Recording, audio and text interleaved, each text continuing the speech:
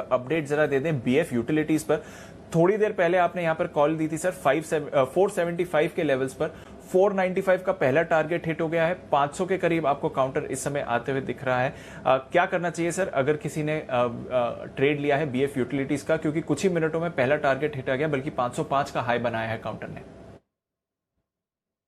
Hold definitely दीप, इसको छोटे target के लिए ट्रेड करना ही नहीं है। ये स्टॉक तो आपको 540-50 की तरफ जाने की तैयारी में है, इसलिए डेफिनेटली होल्ड करें। कोई हड़बड़ी कोई जल्दबाजी नहीं करें, स्टॉक लॉस ट्रेल करते रहें ताकि आपका प्रॉफिट का ट्रेड नुकसान में ना बदले या फिर आपका पूरा का पूरा मुनाफा ना जाए। थोड़ा बहुत ऊपर नीचे बाजार के साथ कभी भी हो सकता है, लेकिन मुझे तो बाजार ही नीचे नहीं दिख रहा, तो फिर स्टॉक तो ये दिखने का कोई सवाल नहीं। एसआईपी स्टॉक में रिकमेंडेशन हमने किया है, वैल्यूएशन बहुत आकर्षक है। मतलब इनके पास जो लैंड बैंक है उसका मुश्किल से मतलब 1/3 भी नहीं है इसका प्राइस। आराम से 1500-2000 रुपए की प्राइस तो इसकी बनती है। जब इसका वो पूरा मामला सेटल होगा तब थोड़ी ये भाव में मिलेगा। तो मुझे लगता है कि आपके पास पड़ा है, अगर आपने एसआईपी में इन्वेस्टमेंट के तौर पे लिया तब भी रखिए, ट्रेडिंग के तौर पर लिया तब भी रखिए। कोई बेचने की हड़बड़ी जल्दबाजी बिल्कुल भी ना करें, आराम से शांति से लिए। ये सब स्टॉक कैश के ना, जो पहले क्या होता था दीप, सुबह लिया दोपहर शाम तक बेच दिया, पैसा बन जाता था।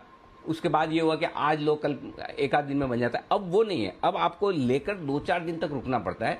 2-4-5 दिन रुकेंगे ना तो फिर आपकी जो ट्रेडिंग पोजीशन है उसमें आपका प्रॉपर पैसा बनेगा। 8-10% का 15% का जो मूव आता है 2-4-5 दिनों में 7 दिनों में, वो आप कैच करिए। वो वक्त है अभी। तो इसलिए मुझे लगता है कि आपको 540-550 के टारगेट के लिए डेफिनेटली होल्ड करना चाहिए। हमने जो टारगेट दिया था कहाँ का दिया है, हाँ 550-540 का दिया। 510 का तीसरा टारगेट है, वो भी आ चुका है। 495 510 485 तो हमारे बात करते ही आ गया था।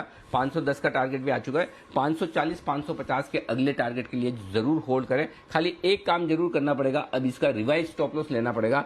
तो जरा कुणाल जी इसका रिवाइज स्टॉप लॉस दे दीजिए। बीएफ यूटिलिटीज 511 के आसपास है, स्टॉप लॉस रिवाइज करके क्या रखना चाहिए?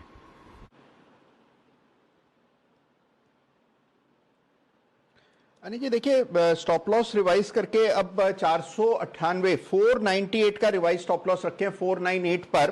पहला टारगेट 540 रुपए का जिसकी चर्चा हम कर रहे थे 540, और दूसरा टारगेट अनिल जी 600। तो अनिल जी 600 रुपए से कम तो टारगेट है ही नहीं, 600 तक जाना चाहिए। स्टॉप लॉस अब चेंज करके 500 के थोड़ा नीचे रख लें।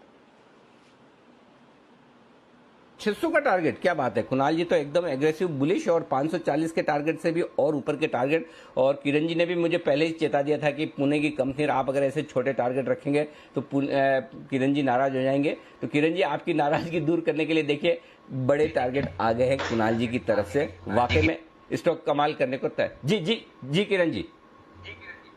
नहीं बिल्कुल अनिल जी, आप जो कह रहे हैं एकदम सही कह रहे हैं। बड़े टारगेट्स के लिए ये स्टॉक लेना चाहिए, छोटे टारगेट्स के लिए बिल्कुल नहीं। और ट्रेडिंग तो बिल्कुल नहीं करना चाहिए इस स्टॉक में। जितना आप इस पे इन्वेस्ट करके बैठे रहोगे तो इतना बड़ा मूव देखने को मिला। अगर आप पिछले 2 महीने की भी बात करते हैं तो 250 रुपए से 500 रुपए की रैली वन वे देखने को मिली। उसके बाद एक अच्छा कंसोलिडेशन और वापस आज एक अच्छी बड़ी मूव। तो ऐसे स्टॉक्स आपको रखने चाहिए कोर पोर्टफोलियो में।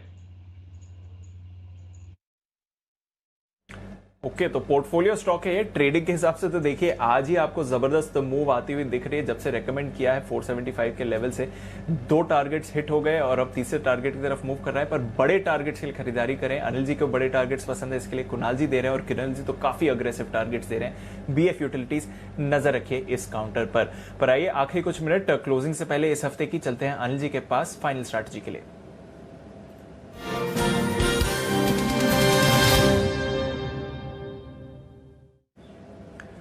अनिल जी, दमदार एक्शन बना हुआ है भारतीय बाजारों में। डेज हाई पर ट्रेड कर रहे हैं। डाउ फ्यूचर्स डेज हाई पर ट्रेड कर रहा है सर 50 पॉइंट्स ऊपर। नैस्डैक फ्यूचर्स में भी आपको